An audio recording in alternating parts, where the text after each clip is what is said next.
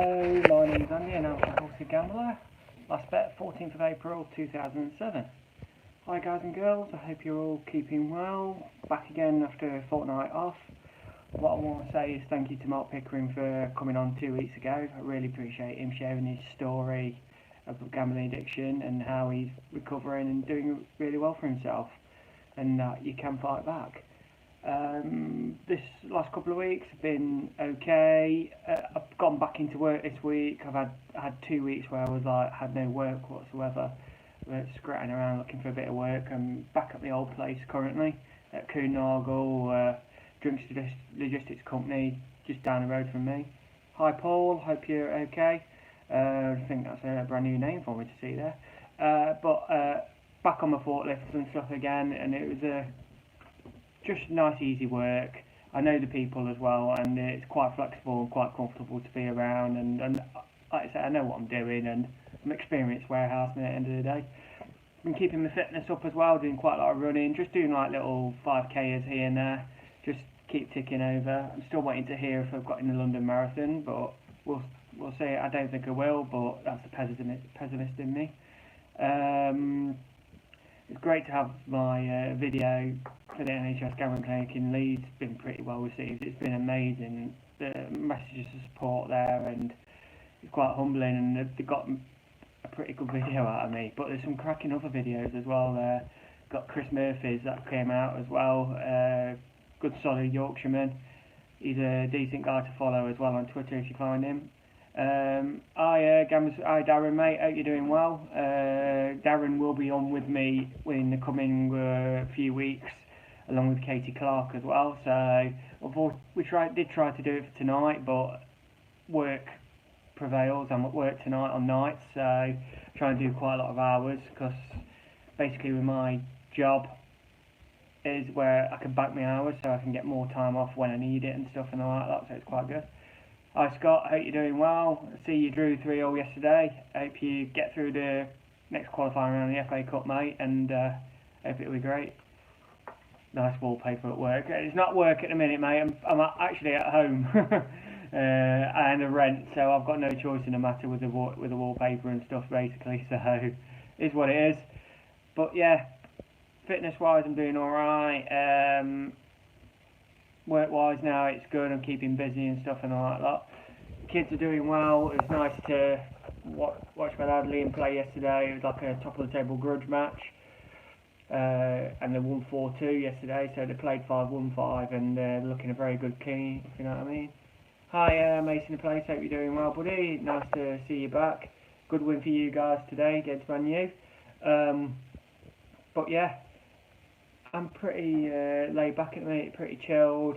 I've took myself away from Twitter quite a lot recently with regards to like gambling and stuff and all that. I just need to take time out from it all and things. Yeah, I still talk now and again about gambling addiction and things like that in the gambling world, but I'm pretty comfortable. I get involved with stuff that I'm comfortable with, and I think that's part of recovery for anyone really. You do what you're comfortable with. I had a good, interesting little chat with Joel on Twitter this morning. It was nice to hear from him after a while. He's gone through the Gordon Moody way of trying to stay off gambling. He's been off for more than a year now, so he's doing really well with recovery. And it was nice to have a little chat and how he's going. He's stressing out a bit with his job and stuff and all that, like having a pay rise and stuff. But he's been successful. He knows what he needs to do, and he's getting his recovery on track. And you've got to do what's comfortable for you, end of the day. Obviously, I went down the GA route, and it worked wonders for me, being around other people that help me, just help me listening to others. I'm not really a 12 steps person by any means. I'm not religious, with high power and things and all like that. Totally get if people want to do the 12 steps, do with the high power and things, and that's fine. I mean, I know GA is not everybody's cup of tea. I know people who are swore by Ganker, who've gone through one-on-one counselling and other things as well. What gets me is, yeah, there could be more done on the NHS, and it's encouraging to see Leeds opening up, and now It's going to be Manchester and Sunderland in the coming year as well. I'm not quite sure of the time frames at all, but there'll be more and more help coming out, and it's all about breaking the stigma of gambling addiction, really. Hi, Darren, hope you're doing well, buddy. But yeah, if anyone's got any questions, feel free to ask them, and I'm more than happy to answer best I can, best of my ability as well. Obviously, I've talked about my recovery a hell of a lot, and what I want is try and talk to have more and more people on with me, if you know what I mean. Because I totally get it. I'm here just talking for like half hour or so on my own, and whilst it's nice to have the comments and nice to get the support as well, it's nice to like get other people opened up on the vlog and stuff. And I might change it up come the new year. Probably looking to do an actual podcast instead, where people can share their own stories on it, and I'll ask a few questions and things like that, really, and just talk about their journeys and stuff as well. Because I think you've all probably heard mine, if you know what I mean. It is a big no, Scott. I will agree. That's my dad's fault. I'll have to say that. But I'm pretty chilled, pretty relaxed with how I tell my story now and what I say about it and how my life. Everyone knows I'm wide open. Whilst I'm not encouraging people to like come out and be like me and stuff and like that, talk about your experiences, and it'd be great. That's why I'm probably going to go down a podcast route, because you can remain anonymous if you like as well. Hi Yolibeth, I hope you're doing well. But it's great to hear other people's stories, other people trying to get through and break that stigma of gambling addiction, because it's still there, it still persists. We call it silent addiction for a reason, because we hide it for so long, and quite a lot of people like to probably keep anonymous with the gambling addiction because they feel a lot of shame, and I get that, because it is a hard thing to think about. You think you're no good as a person, that you should be able to control your life and make it better as well. Hi Patrick, I hope you're doing well. Patch is a good man, ex-cricketer, and he does a lot of good work within the education sector. Brilliant, you're all about 6 months gamble free, that's brilliant. I don't get what you're saying there, Scott, to be honest. Do you believe that all say no, sorry, I don't get that at all. How's a little bit good stuff. It's nice to see everyone talking with each other as well at the moment. So if anybody wants to, feel free to join me on the vlog over the next up to Christmas time, basically. Feel free to get on. You know where I am at Twitter Barramad79. For me, on my own personal opinion, Scott, if you think you've got a problem with gambling, then for me, you should probably be stopping. But it's not for me to actually say, is it? It's down to the individual and how they feel and what comfortable levels they can. I know people who've talked to me on a one-to-one basis where they've had a problem with gambling. They think they have a problem with gambling and stuff and all like that. But they have like one kind of problem with gambling. And I get what they're trying to say sometimes, but for me, if you feel like you've got a problem with gambling, then that's all gambling, because it could spiral out of control, so to speak. Obviously mine was like poker, but I love the horses as well, and that kind of spiraled out of control as well. Everything spiraled out of control. I think for me, like I say, if you've got a problem with gambling, think you've got a problem with gambling, then you should be cutting it all out. But I'm only talking about myself at the end of the day, and that's why I try and give it the perspective. I can't tell people what to do. I've done that in the past. I've like been quite forthright, and that's why I think some probably get a bit scared of trying to get help to some places like GA and stuff and all that, because you get quite a lot of forthright opinions. Sometimes you don't want to hear certain elements, if you know what I mean. Okay, Darren. I can't believe I've just changed. We're 540 days now, gamble free. That is brilliant. That is amazing. As Darren says, he gave up if you could tell yourself one thing before you placed your first ever bet, knowing what you know now, what would you tell yourself? I don't know really. That's quite a tough question, Scott. I wish I could have stayed in control. For me, uh, I think it's like a lot of whatabouteries and what ifs, if you know what I mean. I wish I just like stuck to the horses. That's what probably would have made me carry on betting. I wasn't doing much at all. I was gambling with him and means for so long. I followed what my dad did. My dad had a bet, and he's continued to gamble to this day. But he's just on the horses, and he loves his horses, and I love my horses, and I ruined that. I, first few years of like being off gambling, did I ever wish I could have done something else and all that? Like, did I ever miss it? And hold my hands up, yeah, I missed gambling. I missed the social element of it. I missed wanting to do it. Well, not wanting to do it. I missed doing it, and I really did. I didn't miss the poker as much, but I missed the horse racing, and I was watching it as a spectator sport for a number of years because I enjoyed just like reading the form, and you used to follow horses, you used to have favourite horses and things like that. I mean, back in my day, it was like Denman, Corto Star, and all them. Like towards the end of my gambling and all that lot, and I remember all them horses coming out just after I stopped gambling and following them and watching all the big races and things and all that lot. But even that kind of went away after a while. But good question, Scott. Appreciate that. Big up to you. Thank you very much, Darren. Yeah, GamStop. That's brilliant. It's whatever works for you at the end of the day. You have to make it work. It's your own responsibility to make it work. You're taking responsibility of your actions, taking responsibility of your recovery as well. And that's in all walks of life.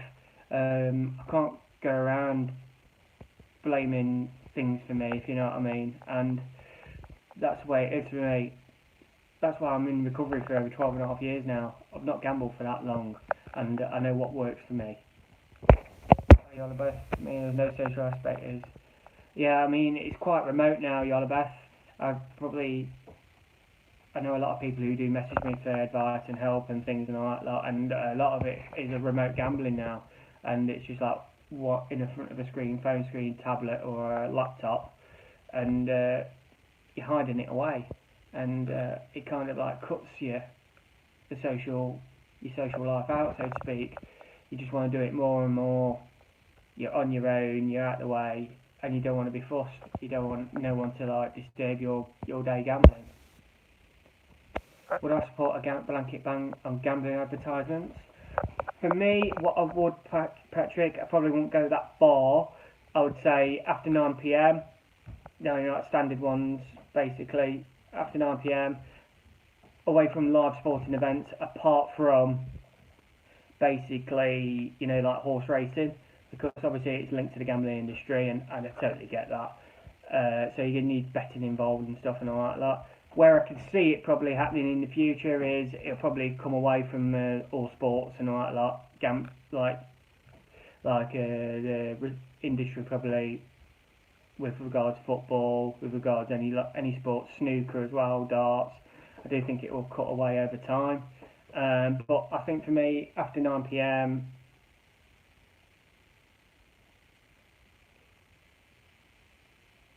I haven't got a clue what you're saying here, Scott. In relation to Article 32.1.3, do you believe that the ratio is similar to that of the opposite theory when playing roulette? Mate, I am totally stumped. Thank you very much for that question, Scott. I don't know if you're taking the mickey a bit, but I can't really answer that at all. But going back to what Patrick said, I think after 9 p.m, I'll be happy with. I think with regards internet advertisement as well, obviously you've got to be careful, like especially like YouTube adverts as well. Only on to over 18, so to speak. Probably carry that. What I would like to see, probably carrying like a nice safer gambling message, probably some testimonials and things and all that lot. And that's I've come up with a little idea. You know, when people are probably gambling online or whatever, after half an hour, you've gambled for this long, spent this much. Take time out, have a look at this little testimonial where it could lead you to like problem gambling. Try not to scare people, but just say, look, you've probably you spent £100, this is what you could spend £200 on, so say like a weekly shop, or you've spent an hour gambling. Now, you could have like gone and run like 4 or 5 miles, got fit, or did something else for an hour, read a book, or etc. like that. Have little like things where like bread and butter of life, so to speak, doing like the daily things in your life, what you normally do away from gambling, and get people thinking. And if people like persisting with gambling for so long and so long and so long, and like, obviously the flags are there, maybe have a cut-off point where they have to stop gambling and have to watch a video, probably like mine, probably like any other people's stories. Obviously you've got the NHS videos and stuff, it's like a little 2-minute cut-off, and you probably get to see some testimonial so to it, if you know what I mean. Where do I see the gambling industry in 10 years? It'll still be big, it's always going to be there. It's not illegal to bet. 99% of people in the UK are okay with gambling. Some of them don't bet at all. People have a dabble. End of the day, I don't want to spoil it for anybody else who have got total control, who've got normal betting patterns, who like a bet even if it's once a year on a Grand National, or like a football bet, a rugby bet, cricket bet, snooker bet, or whatever they want to do. I am not going to stop people gambling. I'm not anti-gambling at all. Where I can see the industry in 10 years, I reckon you could probably see more money pumped into like health services, more money into education services as well, and that's a good thing. What I would say as well, that you probably see some merge and stuff and all that, like any other businesses as well, but I think they're getting more and more switched on to the fact about safer gambling, around responsible gambling as well now. Way I see it, and I've spoken to a few in the industry, I see them as like a oil tanker trying to do a 3-point turn in a cul-de-sac.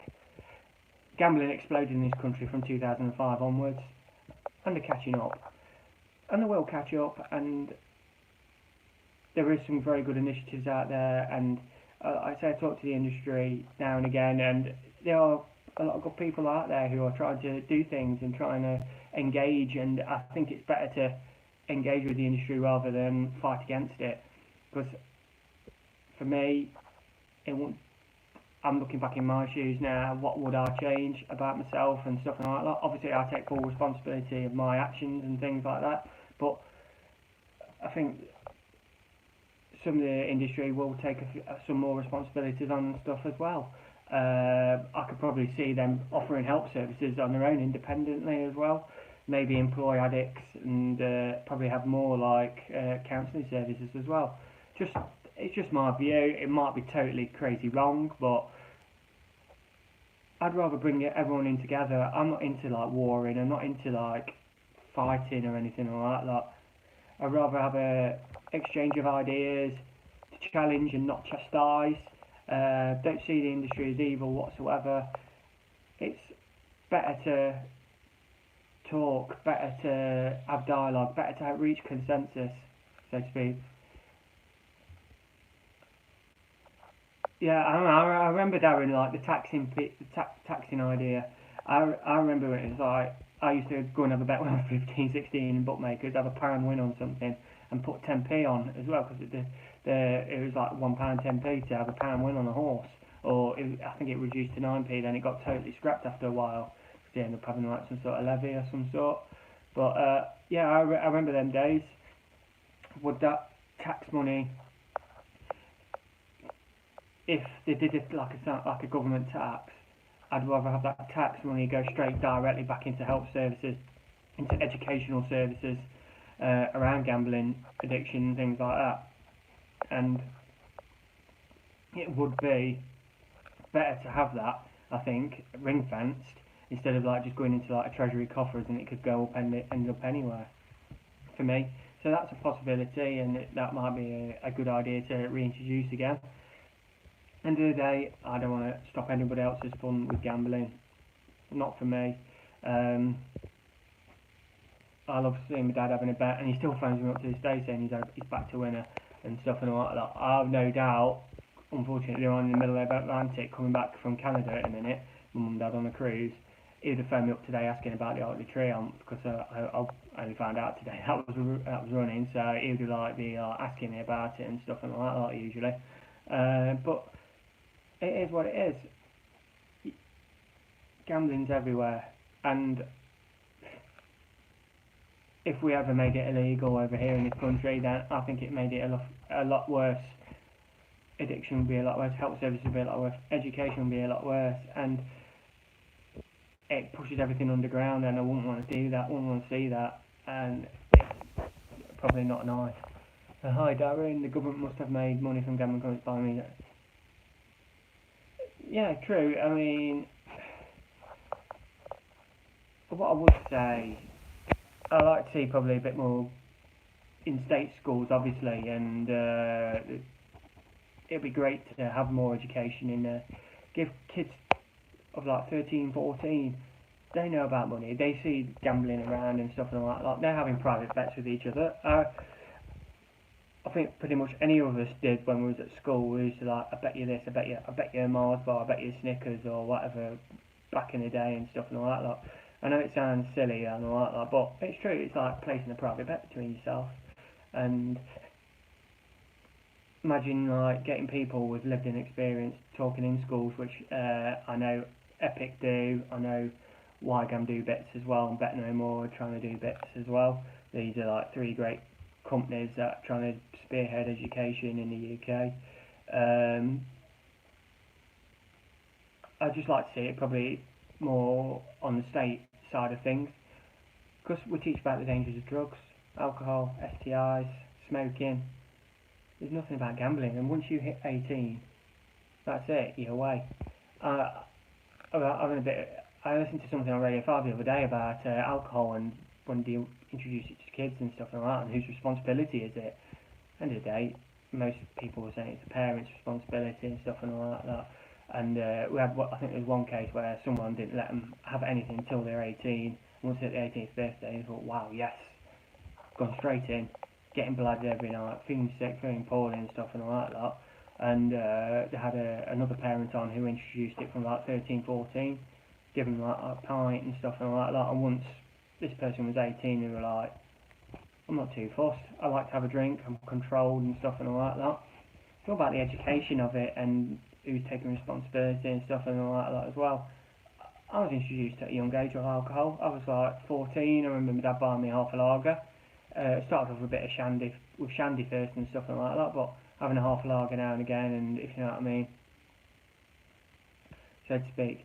As I say, I mean, hopefully the government will do more with regards to like education side of things, Darren, but everything moves slowly. As I come back to like the cul-de-sac scenario, everything moves slowly, but it's moving forwards, it's not moving backwards, and I think there'll be a step on the gas with regards more safer gambling, more responsible gambling and stuff and all like that.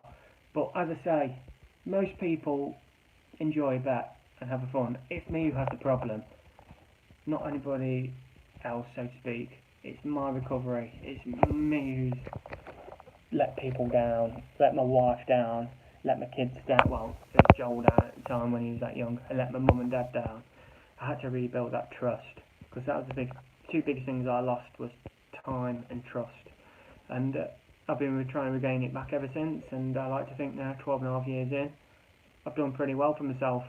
I'm happy with my recovery. I've got 3 wonderful children, I've got a wonderful wife who stuck by me through thick and thin.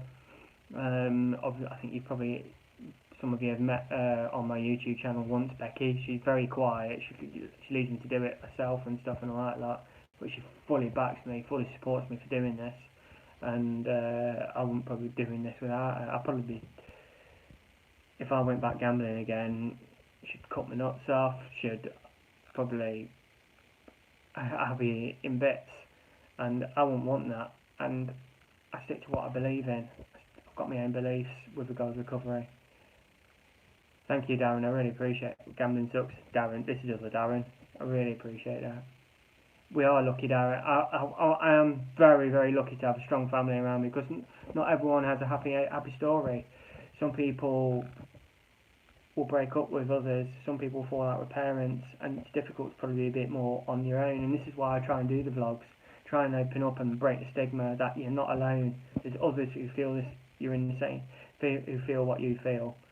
And this is why I try to get people to avoid the suicide. Pick up that phone, talk to somebody. I hope Patrick doesn't mind me if he's still watching, saying he picked up that phone. He was in a really perilous state. I've heard his story, and it's quite a humbling story to listen to. A fascinating one for me. And he picked up that phone, got help, and he's well way up into his recovery, and he talks to people about his story and stuff and all that, and it's fantastic to see. But yeah, it can lead you to suicidal thoughts, it can lead you to suicide, and we've seen it in the press, so many awful sad stories, and it is, I want people to try and stay alive, try and fight this addiction with all their might. If you're feeling low, if you're feeling down, you feel like suicide, talk to somebody. Best thing you can ever do, always talk how you feel, even if you're getting that urge to bet after. I mean, I've got quite a lot of people after 3 to 4 months think they've cracked it, then 18 months down the line they come back to me, or they've gone back to GA thinking, oh my god, that's it, that's it, I'm back and even worse again. This is why when people like after 3 or 4 months starting to get that urge, because I got the urge as well, I know how to feel, instead of like acting upon it, I talk to somebody, I talk to my wife, I talk to my friend, I talk to someone from GA, and picking up that phone or sitting down for half an hour just talking about how I felt, that urge went away. So it's better to talk about that urge instead of act upon it, because acting upon it inspires you one way, and you're back in that vicious loop, vicious circle, and you cannot get anywhere again. Yes, I know it's nice wallpaper, Mark, but it's not of my choosing, unfortunately. Hopefully one day that'll be the dream, buy my own house again. Because I lost, after a while, I had to pay off certain gambling debts, so I had to sell my house. I still got debt, yeah, 12 and a half years in, but it's gone down slowly over years, but that's the best thing, it's gone down.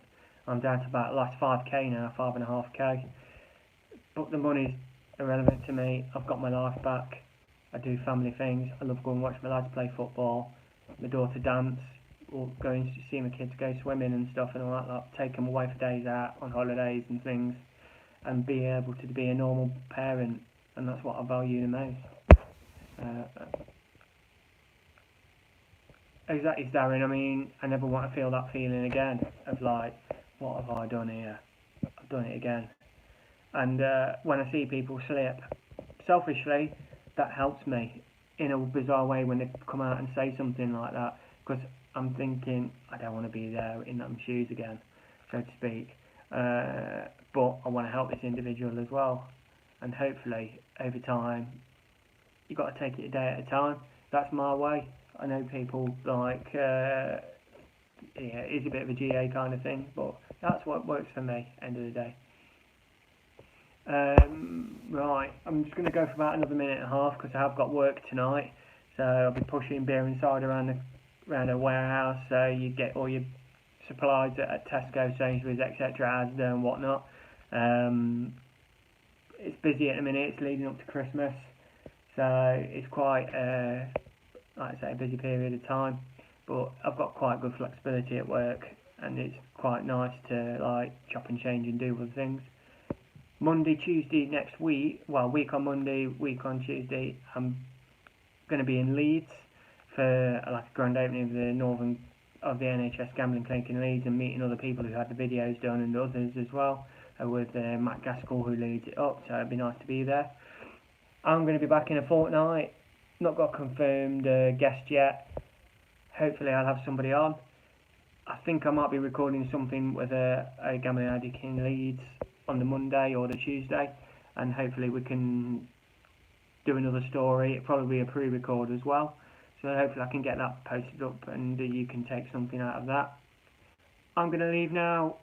Thank you for all listening, thank you for all your comments, I really appreciate it all. I'll be back in 2 weeks. My name's Andy and I'm a compulsive gambler. Last bet 14th of April 2007. Thank you guys.